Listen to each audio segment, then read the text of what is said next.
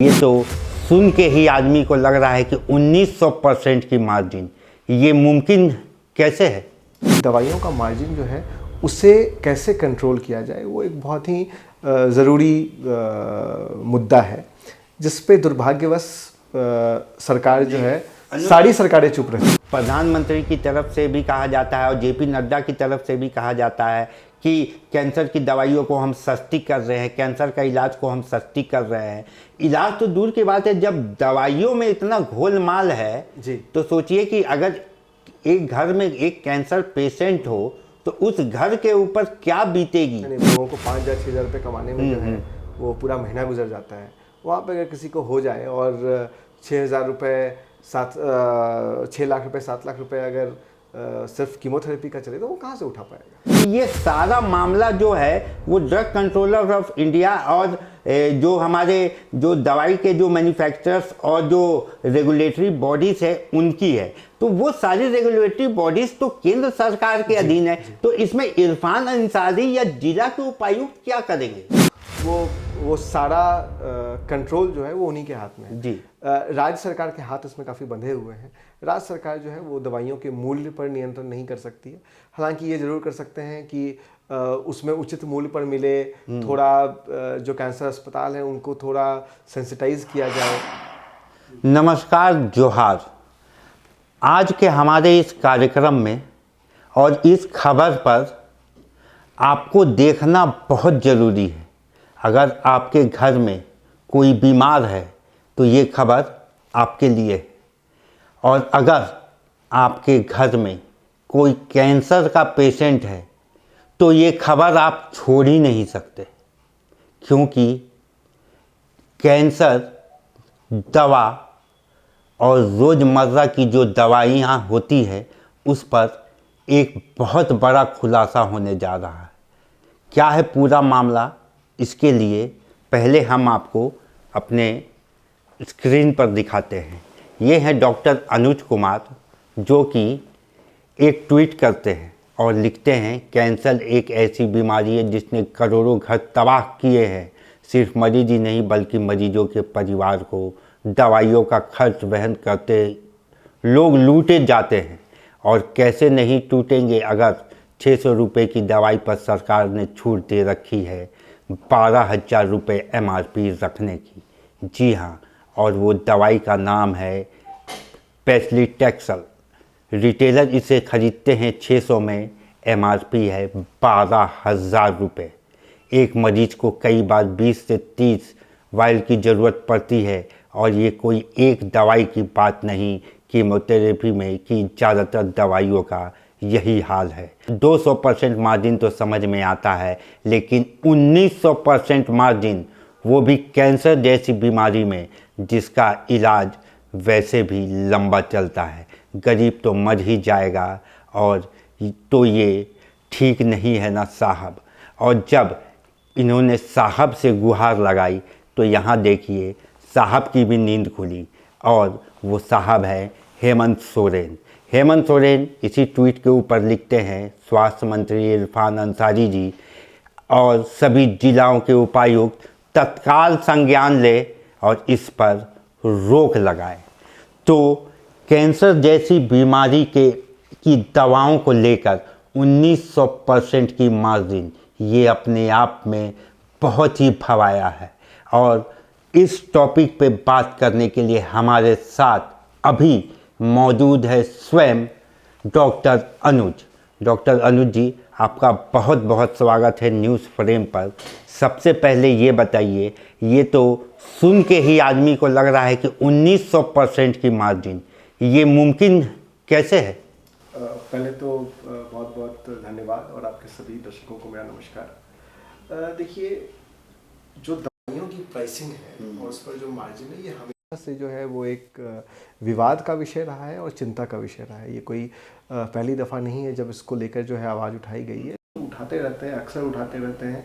दवाइयों का मार्जिन जो है उसे कैसे कंट्रोल किया जाए वो एक बहुत ही ज़रूरी मुद्दा है, जिस पे दुर्भाग्यवश सरकार जो है सारी सरकारें चुप रहती हैं। अनुज जी, हम भी रोज़ दवा खरीदते हैं। मैं खुद एक कैंसर पेशेंट रहा हूँ और कैंसर से लड़ के मैं अभी आपके सामने बैठा हूँ, जी। मुझे पता है कि इस पे ये कितना खर्चीला बीमारी बिल्कुल, है। बिल्कुल, बिल्कुल। और ये तो हुई कैंसर की बात, लेकिन अगर हम एक जनरल से स्टोर पे भी जाते हैं तो आज होड़ मची हुई है कि आप मेरे से 5% डिस्काउंट ले लीजिए, आप मेरे से 10% डिस्काउंट ले लीजिए, आप मेरे से 15% डिस्काउंट ले लीजिए। Very true, very true. वही 10%, 15%, 20%, मैंने तो 200% तक बोला कि 200% तक भी मार्जिन जस्टिफाइड है। जी। वो जस्टिफाइड तो नहीं है, बट आप कर दिए तो चलो ठीक है, समझ में आता है कि आपका मार्केटिंग का खर्चा है, आपका अन्य खर्चा है, आपका रिसर्च एंड डेवलपमेंट का खर्चा है। हालांकि जो कंपनी जो R&D करती है तब तक तो उसका पेटेंट रहता है, वो तो अपना रिसर्च और डेवलपमेंट का पैसा तो वो निकाल ही लेती है। सवाल ये है कि जब मैन्युफैक्चरर ने उस दवाई को होलसेलर को बेच दिया 600 रुपए में, जी। उसके बाद उस दवाई की मूल्य आप कैसे 12,000 रुपये रख सकते हैं? सवाल ये है। और ये मैंने ऐसे ही नहीं लिखा, मैंने 4 कंपनियों से बात की, मैंने उनको कोटेशन भेजा कि भाई मुझे जो है इतने वाइल चाहिए, और कोई बहुत ज़्यादा, मैंने कोई 50,000 60,000 वाइल नहीं बोला, मैंने बोला कि मुझे भाई 700-800 वाइल चाहिए, क्या प्राइस पड़ेगा? हाँ। उन्होंने मुझे प्राइस भेज दिया कि सर 560 रुपये प्लस GST, 5% GST। 5% GST। उन्होंने मुझे प्राइस भेजा कि 560 रुपये प्लस GST। मैंने बोला कि क्या प्राइस रहेगा? तो पूछा सर आप कितना प्राइस प्रिंट करवाना चाहते हैं? कितना प्राइस आप रखवाना चाहते हैं दवाई पे? आप कितना क्या चाहते हैं कि कितना MRP हम लिख दें? ये आपने मैन्युफैक्चरर से बात की? मैंने मैन्युफैक्चरर से बात की, मैन्युफैक्चरर से बात की जी। उन्होंने बोला कितना प्राइस हम कर दें? हम बोले इसमें तो कुछ कैप होगा। बोला सर हम 12,000 के करीब हम कुछ भी, आप 12,000 तक आप बोलिए, हम तब तक कर देंगे। उन्होंने मुझे भेजा, मैंने आपको दिखाया भी है, ठीक है। उन्होंने फिर मुझे दिखाया कि भाई सर एक बार वो हमारे दर्शकों को भी दिखाएंगे कि आखिरकार ये देश में चल क्या तो रहा मैंने है। इसलिए नहीं लिखा कि देखिए, उन्होंने बोला मैंने कितने से, उन्होंने देखिए लिखा है उन्होंने 590 प्लस GST, और MRP आप देखिए इस पे 12,064 रुपये, ठीक है। सवाल ये है पैक्लीटैक्सेल, सवाल ये है कि अगर मैन्युफैक्चरर, और मैं तो कोई होलसेलर नहीं हूँ, उन्होंने तो मुझे बड़े 800 वाइल मांगा है, तो वो तो आप तो एज ए कस्टमर या एज ए डॉक्टर आप डील कर रहे हैं। उनको पता है कि मेरा हॉस्पिटल है, सपोज कीजिए कि मेरा हॉस्पिटल ही है, मैं तो एक रिटेलर की तरह मांगा मैंने। बिल्कुल बिल्कुल। और जब आप रिटेलर को आप 560 रुपये में दे रहे हैं, तो वो कस्टमर को बिलिंग जो है वो कैसे आप 12,000 में कर सकते हैं? समझ रहे हैं? ये प्रोडक्ट, हालांकि हमारे जो हमारी व्यवस्था है सरकार की, ये प्राइस जो मूल्यांकन है वो उस पर हम आएंगे, सरकारी मूल तंत्रों पर हम आएंगे। लेकिन जब मैं पैक्लीटैक्सेल आपने जो कहा, अगर ये लोगों को कैसे गुमराह करते हैं ये भी हम समझना चाहेंगे। जैसे कि हम जब गूगल पे जाते हैं और उस पर गूगल पर जाते हैं और पैक्लीटैक्सेल उस पर लिखते हैं, तो एक दो चीज़ें उस पर ये आती है कि इसके जो रेंजेस हैं, वो रेंजेस की जो दवाइयाँ हैं, एक 600 रुपये की भी रेंज की दवाई है, और अगर हम उसके 300 ml पे जाते हैं तो वो 36,000 तक भी जाती है। बिल्कुल बिल्कुल। वो ना, वो ml के हिसाब से बहुत तरह तरह के स्ट्रेंथ आते हैं। पैक्लीटैक्सेल कोई एक स्ट्रेंथ का नहीं है। मैंने जो लिखा है ये 300 mg का लिखा है, मैंने जो आपको दिखाया ये मैंने 300 mg का बात किया है। तो हर एक स्ट्रेंथ अलग है। वो तो डेफिनेटली बात है कि जैसा जैसा स्ट्रेंथ रहेगा वैसा वैसा जो है प्राइस में चेंजेस आएगा। वो बात समझ में आता है, वो बात सही है। ये भी सही है कि प्राइस रेंज बहुत ज़्यादा है। कुछ कंपनियां 6,000 में बेच रही हैं, कुछ कंपनियां जो है वो 15,000, 16,000, 20,000 में बेच रही हैं स्ट्रेंथ के मुताबिक, ठीक है। मैंने जो बात किया, मैंने एक दवाई की बात की जो 300 mg का स्ट्रेंथ है, जिसके लिए उन्होंने मुझे कोट किया 580 रुपये प्लस GST, जिसका MRP है 12,000 रुपये। और ये एक दवाई है, समझ रहे हैं? मतलब कि कई तरह की कैंसर में कई तरह की दवाइयां हैं। अब जो नई नई दवाइयां आई हैं जिसको हम लोग इम्यूनोथेरेपी बोलते हैं, टारगेटेड थेरेपी बोलते हैं, बहुत तरह की अन्य दवाइयां आई, वो तो और कॉस्टली है। अब देखिए ये कीमो की एक दवाई तो 20-20 हजार रुपया और ज्यादा कॉस्टली है। कुछ दवाइयां 60-65 हजार रुपये एक डोज पड़ता है। बिल्कुल ठीक है। सवाल ये है कि अगर सबसे जरूरी क्या है डॉक्टर के, अगर मैं डॉक्टर पॉइंट ऑफ व्यू से सोचूं, मेरे लिए सबसे जरूरी क्या है? मेरे लिए सबसे जरूरी ये है कि जो दवाई है उसकी गुणवत्ता सही है, ठीक है। गुणवत्ता कौन तय करेगा? गुणवत्ता मैन्युफैक्चरर तय करेगा। बिल्कुल। जब उसने गुणवत्ता सही रख के, अच्छी गुणवत्ता का दवाई उसने बना के 560 रुपए में रख दिया, तो फिर किस आधार पे, मतलब आपका वो तंत्र ऐसा क्यों है कि आप उस पर 12,000 MRP रख सकते हैं? वही वही मैं समझना चाहूँगा कि ये जो अब जैसे कि मैन्युफैक्चरर ने आपने जैसे बताया कि 100 रुपये में उसने दवाई बना ली और उसका एमआरपी वो 5,000 रुपये कर दिया, तो इसे कंट्रोल करने के लिए तो ड्रग कंट्रोलर ऑफ इंडिया है हमारे पास। एक्चुअली डीपीसीओ के अंदर जो दवाइयाँ आती हैं जी, और नेशनल फार्मास्यूटिकल प्राइसिंग एजेंसी है, वो प्राइसिंग रेगुलेट करते हैं, ठीक है। कुछ कुछ दवाइयाँ हैं जो कि डीपीसीओ के अंदर है, उसमें आप प्राइसिंग बहुत कंट्रोल रहता है। फॉर एग्जांपल जैसे एंटीबायोटिक ले लीजिए आप, डॉक्सीसाइक्लिन, वो डीपीसीओ के अंदर है, प्राइस उसका बहुत ज़्यादा कंट्रोल रहता है। मेरोपेनम है, उसका प्राइसिंग बहुत ज़्यादा कंट्रोल रहता है। अब इसमें लूपहोल्स बहुत ज़्यादा है, ठीक है। आपको मेरोपेनम, आपने एक एंटीबायोटिक है मेरोपेनम, आपने एक मेरोपेनम बनाया, उसका लेकिन सरकार ने बोला कि, मैं एग्जांपल दे रहा हूँ कि आप 100 रुपये ज़्यादा इसका नहीं रख सकते। उन्होंने क्या किया, उन्होंने मेरोपेनम में कुछ एक मिला दिया, सपोज कि एडीटीए मिला दिया। बोलेंगे साहब ये तो मेरोपेनम नहीं रहा, हमने तो कुछ और मिलाया है।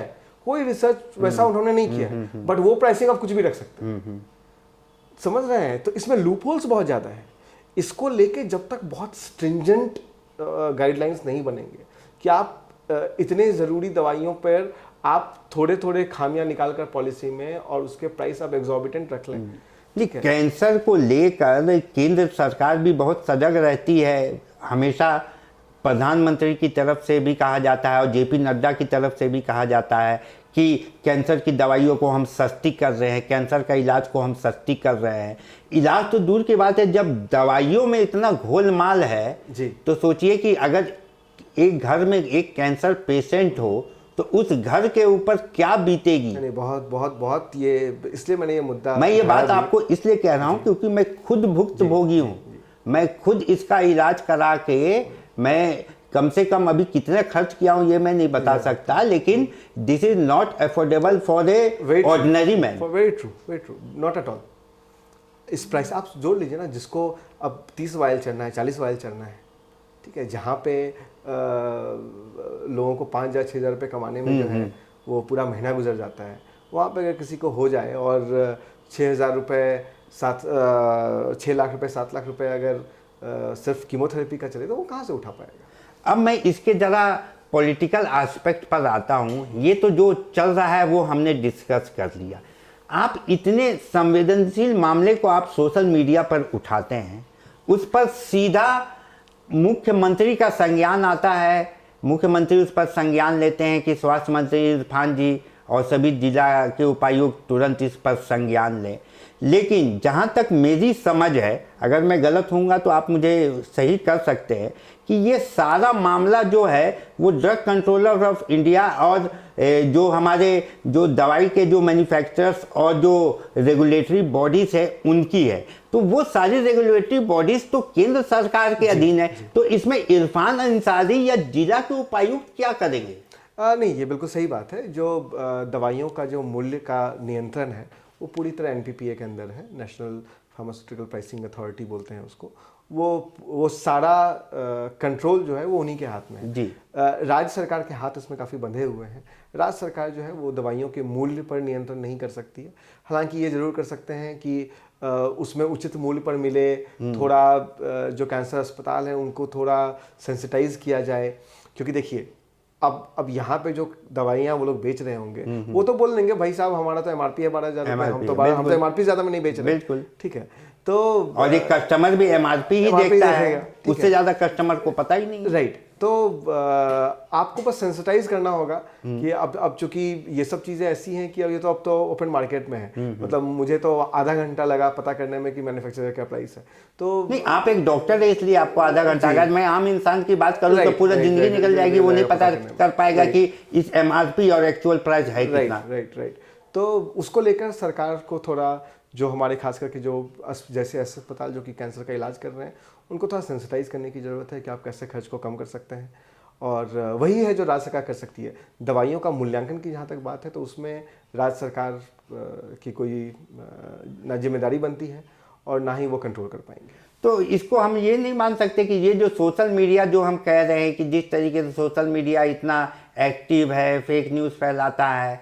आज मुख्यमंत्री जी नियुक्ति पत्र में बिजी थे, उसके बाद आपके ट्वीट पे ये तुरंत उन्होंने संज्ञान ले लिया। तो ये आपको नहीं लगता कि इस पर पहले और गहन चिंतन की ज़रूरत थी ताकि उसके बाद इस पर कुछ लिखने की ज़रूरत थी कि एक सुदृढ़ कदम उठाया जा सके, कि ये आनन फानन में लिया हुआ स्टेप है?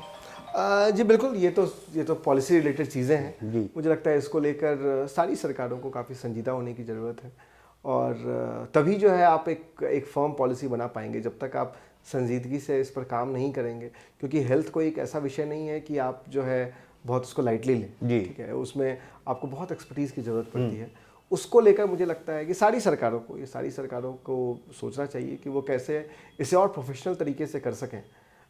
सारी सरकारों को इस पर ध्यान देना चाहिए। नहीं, तो ये तो हुई आपकी पिलाटेक्सियल जो दवा आप बोल रहे हैं, जी, लेकिन हमने आम दवाइयों में भी देखा है कि एक दवाई की कीमत अगर 120 रुपये है, अगर मेरे जानने वाला वो दुकानदार है तो वो मुझे 90 रुपये में वो दे देता है। लेकिन अगर मेरा जानने वाला दुकानदार वो नहीं है तो वो तो 1 रुपये कम कर भी नहीं कम करता है। हाँ, ये तो देखिए, ये तो मतलब बस इस दवाई से लेकर नहीं है, तो इससे पहले भी मैंने लिखा था, एक जीबी सिंड्रोम करके एक बीमारी होती है, वहाँ पे ह्यूमन इम्यूनोग्लोबुलिन चलता है, उस पर 11 हज़ार रुपये का मार्जिन है एक दवाई पे। जी। ठीक है, तो कुछ मार्जिन जस्टिफाइड है और एग्जॉर्बिटेंट मार्जिन जो है वो बिल्कुल जस्टिफाइड नहीं है। सरकार को चाहे वो